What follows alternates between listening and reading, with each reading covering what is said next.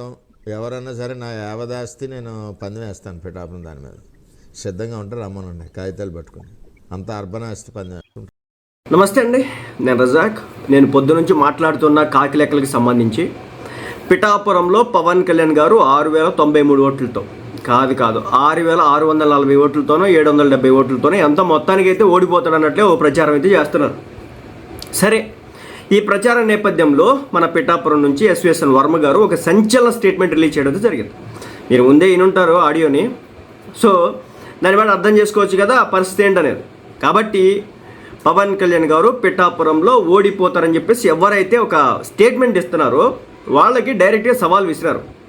ఒకే ఒక్క మాట, పవన్ కళ్యాణ్ గారు పిఠాపురంలో గెలుస్తారని, నా ఆస్తి మొత్తం మీద పందెం కాస్తా, ఎవరికైనా డౌట్ ఉంటే రావచ్చు, అదేవిధంగా నాకున్నటువంటి ఆస్తులన్నీ కూడా సిటీ లిమిట్స్లోనే ఉన్నాయి కాబట్టి చాలా భారీ స్థాయిలో ఉంటాయి కాబట్టి దమ్మన్న వాళ్ళు ఎవరైనా రావచ్చు అంటూ ఆయన ఒక సెన్సేషనల్ స్టేట్మెంట్ చేయడం అయితే జరిగింది. సో మన కాశ్మోరా ప్రసాద్ గారు మాట్లాడుతున్నారు కాబట్టి, కాకి లెక్కలు చెప్తున్నారు కాబట్టి 6093 6640 మొత్తానికి ఎంతో ఒక 6000 నుంచి 6500 7000 మధ్యలో ఉంది కాబట్టి పవన్ కళ్యాణ్ గారి మెజారిటీ అనేది, వంగ గీత గారి మెజారిటీ అనేది అంత ఉంది కాబట్టి కావాలంటే ఆయనకు రావచ్చు అన్నట్లుగా ఆ వీడియో చూసిన తర్వాత నాకు అర్థమైనటువంటి విషయం. ఎందుకంటే రోజుకు ఒకసారి వచ్చి బయటకు వచ్చి ఓడిపోతాడు.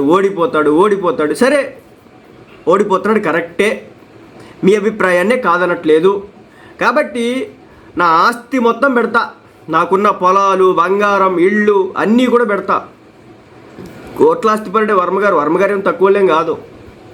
కాబట్టి ఎవరైనా రావచ్చు అంటూ ఆయన పబ్లిక్ స్టేట్మెంట్ ఇవ్వడం జరిగింది.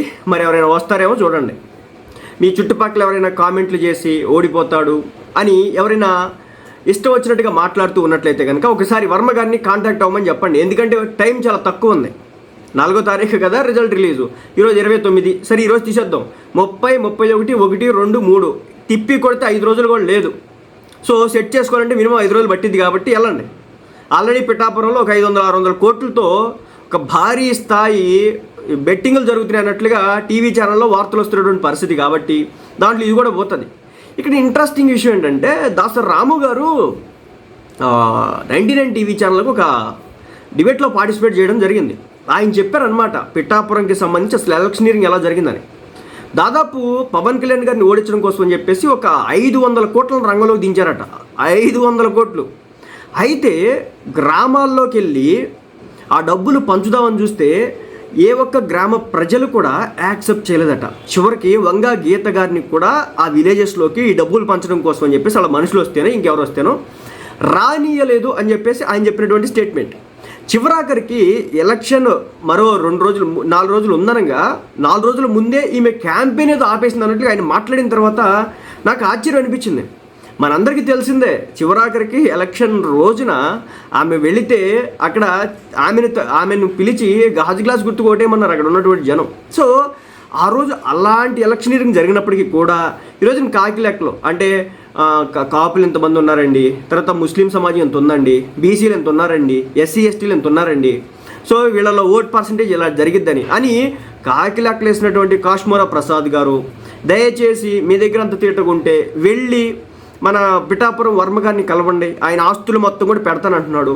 రోజు టీవీల ముందుకు వచ్చో లేకపోతే యూట్యూబ్ ఛానల్స్ ముందుకు వచ్చో రోజుకు ఒక ఇంటర్వ్యూ ఇచ్చో డిబేట్లో పార్టిసిపేట్ చేసో ఓడిపోతాడని చెప్పేసి ప్రచారం చేయడం ఎందుకనేది ఈ సందర్భంగా జనసేన పార్టీ వాళ్ళు కావచ్చు, టీడీపీ వాళ్ళు కావచ్చు మాట్లాడుతున్నటువంటి మాట. వాళ్ళైతే క్లియర్గా ఉన్నారు, క్లియర్ విజన్తో ఉన్నారు. ఇంకొక ఇంట్రెస్టింగ్ విషయం కూడా బయటకు వచ్చింది. ఇప్పుడు పవన్ కళ్యాణ్ గారు, నారా చంద్రబాబు నాయుడు గారు మంగళగిరి పార్టీ ఆఫీస్ వేదికగా ఈ ఆంధ్ర రాష్ట్రానికి సంబంధించిన రిజల్ట్ మొత్తాన్ని అక్కడి నుంచో చూడబోతున్నట్లుగా ఆ వార్త యొక్క సారాంశం. సో ఇక కొంతమందికి కొన్ని రేత్రుల పాటు ఇక నిద్రలు పట్టకపోవచ్చు రాబోయే కొన్ని రోజుల్లో. ఇక అల్టిమేట్గా చెప్పేది ఏంటంటే ఇప్పటికీ కూడా చాలామంది, ఇప్పుడు వంగగీత గారు అయితే ఆమె కనిపించట్లేదు, సైలెంట్ అయిపోయారు. ఇటీవల ఒక యూట్యూబ్ ఛానల్ వెబ్సైట్కి జీ తెలుగు వాళ్ళకి ఒక ఇంటర్వ్యూ ఇచ్చిన నేపథ్యంలో కూడా ఆమెకు ఉన్నటువంటి రెస్పెక్ట్ గురించి, మెగా ఫ్యామిలీపై ఉన్నటువంటి రెస్పెక్ట్ కానివ్వండి, పవన్ కళ్యాణ్ గారిపై ఉన్నటువంటి రెస్పెక్ట్ గురించి ఆమె కూడా మాట్లాడడం జరిగింది. ఆ తర్వాత ఆమె సైలెంట్ అయిపోయింది. ఎలక్షన్ తర్వాత ఒక్క కామెంట్ కూడా, అనవసర కామెంట్ అయితే పాస్ చేయలేదు.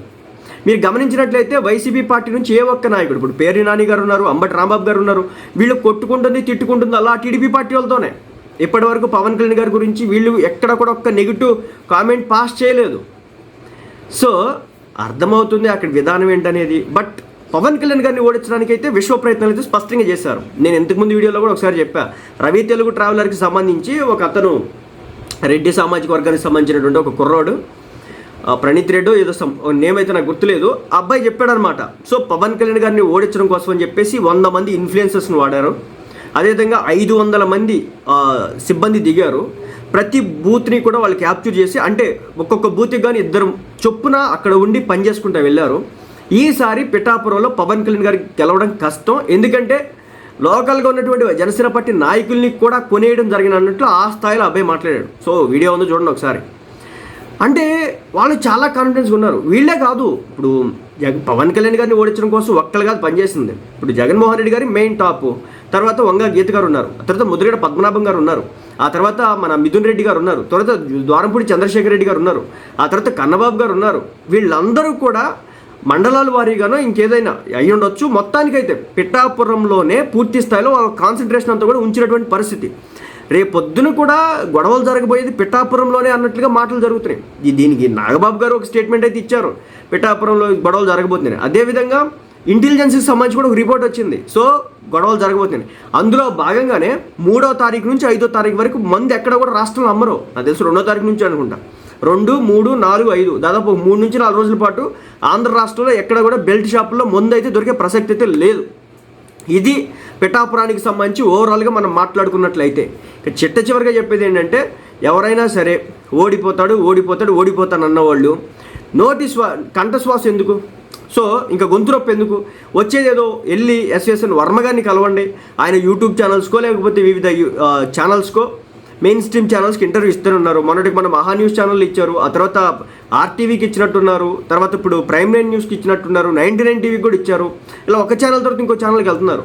కావాలంటే మీరు కూడా వర్మగారిని కలవండి. ఎందుకంటే పిఠాపురంలో చాలామందికి ఆయన చాలా సత్సంబంధంగా ఉంటారంట, చాలా దగ్గరగా ఉంటారట. ప్రత్యక్ష ఉదాహరణ ఏంటంటే 2014 ఎన్నికల్లో ఆయన ఇండిపెండెంట్గా పోటీ చేసిన హ్యూజ్ మెజారిటీతో గెలిచినటువంటి వ్యక్తి. సో ఏ ఇబ్బంది ఉందన్నా వెంటనే స్పందించేటటువంటి వ్యక్తి పిఠాపురం నుంచి వర్మగారంట. కాబట్టి మీలో ఇప్పుడు మన కాశ్మోరా ప్రసాద్ గారు ఉన్నారు కాబట్టి మీ మీ మీ వ్యక్తులు ఉండుంటారో ఆ పిఠాపురంలో, దయచేసి ఒకసారి వర్మగారిని కాంటాక్ట్ చేయండి. లేదంటే మరికొంతమంది చాలామంది మాట్లాడుతున్నారు కదా సోషల్ మీడియాలో, లేదంటే మెయిన్ స్ట్రీమ్ మీడియా ఛానల్కి ఎక్కి కూడా రకరకాల అనాలిసిస్లు చేస్తున్నారు కదా, మీరంతా కూడా వెళ్ళి వర్మగారిని కలవండి. వర్మగారిని కలిస్తే కనుక ఆయన యావదాస్తిని పెట్టడానికి అయితే సిద్ధంగా ఉన్నారు. మీరు కూడా మీ యావదాస్తిని పెట్టుకోండి. ఎలాగో రాష్ట్రం మొత్తం మీద ఒక 20,000 కోట్ల 30,000 కోట్ల బెట్టింగ్లు జరుగుతున్నాయి అన్నట్లుగా ఒక రకమైన ప్రచారం అయితే జరుగుతుంది.